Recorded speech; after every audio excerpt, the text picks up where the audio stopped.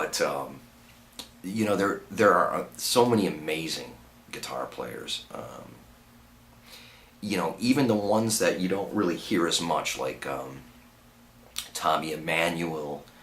I think that's his name, Tommy Emmanuel. I could be wrong, but apparently this guy's, you know, godlike, and he got signed to Favored Nations, which is Steve Vai's label. So Steve Vai does have, you know, Matthias Eklund, and you know, he supports guitar players that are reflective or different than himself. I met Joe Satriani. Joe Satriani was great. Went to a show in Thousand Oaks, California.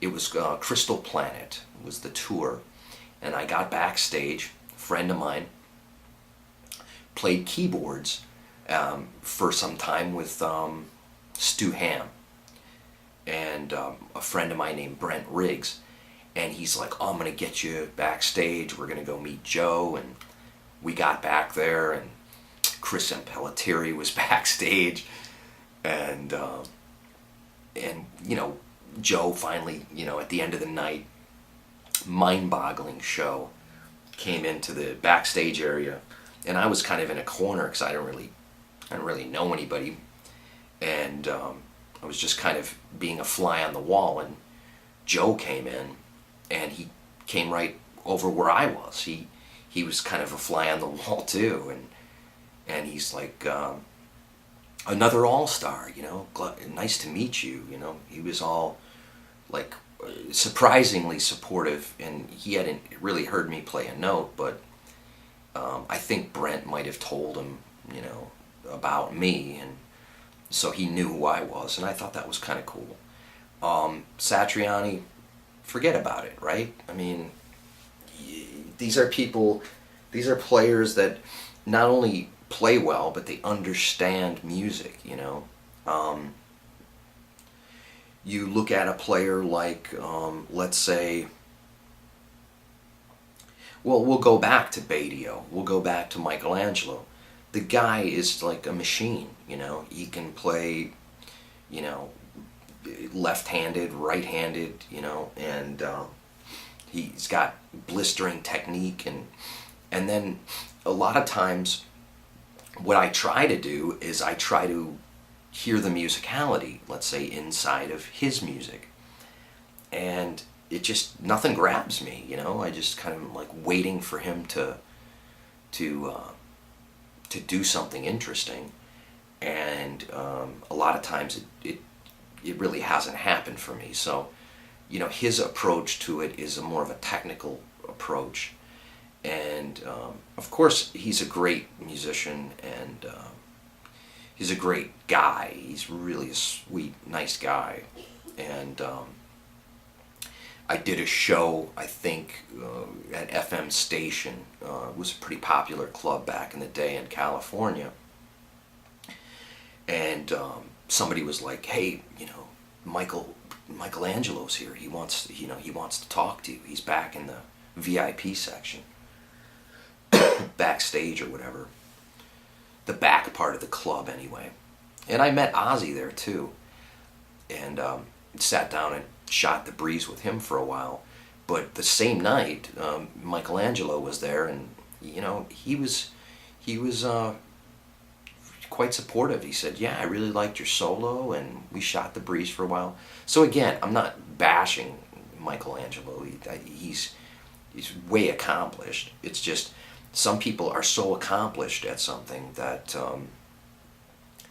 that I don't hear any element of danger, or you know, I don't have any suspense. You know, it's like a movie. You know, when you're watching a film, if you know how the movie's going to go in the first 10 minutes, you know, why waste the next 180 minutes watching the damn movie, you know?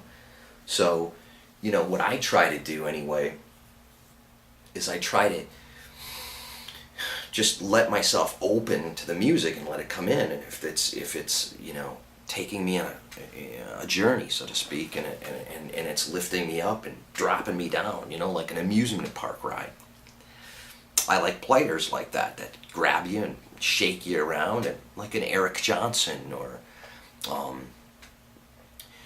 somebody like Eric Johnson with tremendous sound and tone and touch and musicality, musicianship. Eric Gales, unbelievable, bluesy, kind of just digging in, semi-technical too at times. I mean, he can shred. You have Robert Cray, that guy, or a Joe Bonamassa. These guys can pretty much just get you and grab you and pull you, pull you in. Like, listen to this, Phil Keaggy was like that, or is like that. Phil Keaggy's a great player. Andy Timmons. And even I hung out with, at a George Lynch clinic, I met Rob Marcello, or Marcello, I don't know how you say it, but he's with Danger Danger. He replaced Andy Timmons, and Rob he just does clinics. He's like a clinician. He just goes with a recording or a previously recorded program or something and just jams. And he was awesome. I mean, and he was totally cool. Like, way, way down to earth, and, it doesn't have to be some sort of competition, it's a brotherhood, everybody should be happy that there are other players and other people to bounce ideas off of. I met George, and the first time I met George was at a David Lee Roth show. It was at Universal Studios, or Universal Amphitheater, and it was just a David Lee Roth band, DLR, or whatever it was at the time. And George was there walking around, George Lynch. And I ran into him, and I was probably pretty hammered. I was drinking. I used to, drink back in the day quite a bit. So when I met him, I was, I'm sure I embarrassed myself, but I redeemed myself. I met him some years later at that clinic that I had mentioned earlier with Rob Marcello, where George went up and played acoustic. He played Yamaha acoustic guitars for the entire clinic. He didn't play an electric. He just plugged this Yamaha, like, dreadnought style acoustic into a Marshall. And my friend Carl was quite taken aback. We were there, and George was like, "Hey, do you guys have any questions? If anybody has a question." And my friend raises his hand, and he says, "Yeah, why are you playing an acoustic guitar through a Marshall? Aren't you going to do like some electric stuff? Because that's kind of what I came to see." And George said, "Well, are you going to pay me $5,000 to do the clinic?" So, and I'm, of course, guilty by association. I'm sitting right next to, or standing anyway, right next to my friend. So we were, I don't know, we were very excited to see George, and because we were both influenced by him.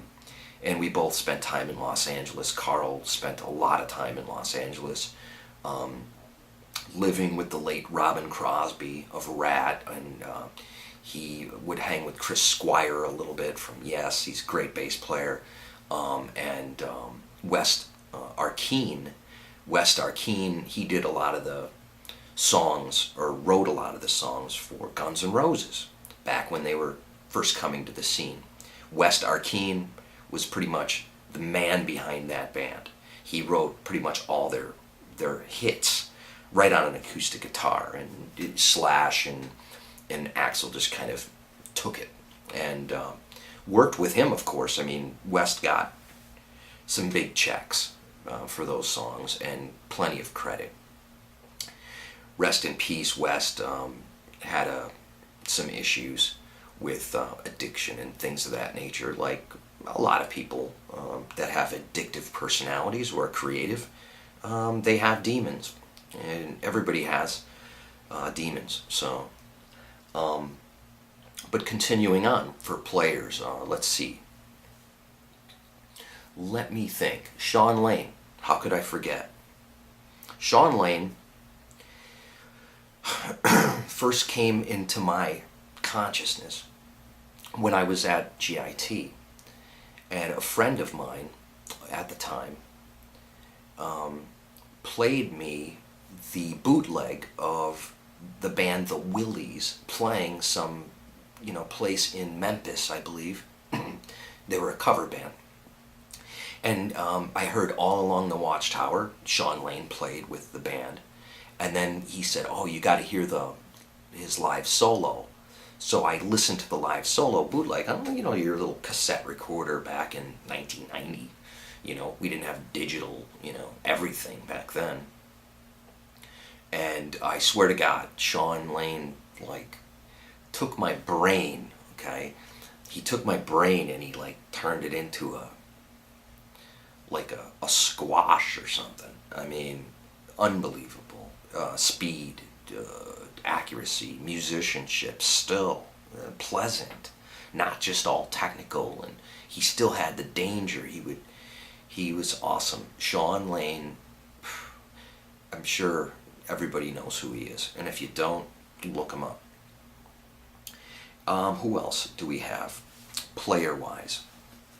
Well, you got Brad Gillis, right? Brad Gillis did a stint with Ozzy for some time. He was in Night Ranger. Most of his career, he probably still is in Night Ranger. Jeff Watson, those guys, Jeff with his 8-finger tapping and all that. You Can Still Rock in America, right? These guys are all amazing. I mean, I used to listen to bands like Rough Cut. I used to listen to bands like Leather Wolf. Amir Durak from Rough Cut went on to work with Jay Gordon, who was a friend of a friend in LA, and they formed Orgy, and they did How Does It Feel to Burn in? I don't forget, it's some mod tune or Depeche Mode kind of thing. Orgy did quite well. They their first album anyway, and then they just kind of faded off the map. So today, that's what we have. We have a lot of these players that are just going from band to band to band to band. Some players are in 3 bands. Lynch is working with Matthew Sweet, Striper. He's working with KXM. These people, they want to maintain their activity, and I'm sure they want to keep money coming in. But yeah, you got players even today that are unknown, or relatively anyway, that are fantastic too. I can't even go into it. A friend of mine, Rick Morosini, he's awesome. I mean, and Craig Chicks is great too. He's in a band, Craig's in a band in the Midwest, and he's been really cool and supportive of my stuff. And I tell him, I said, I don't even know what the heck I'm doing. I've been doing this for 32 years. I'm still trying to figure it out.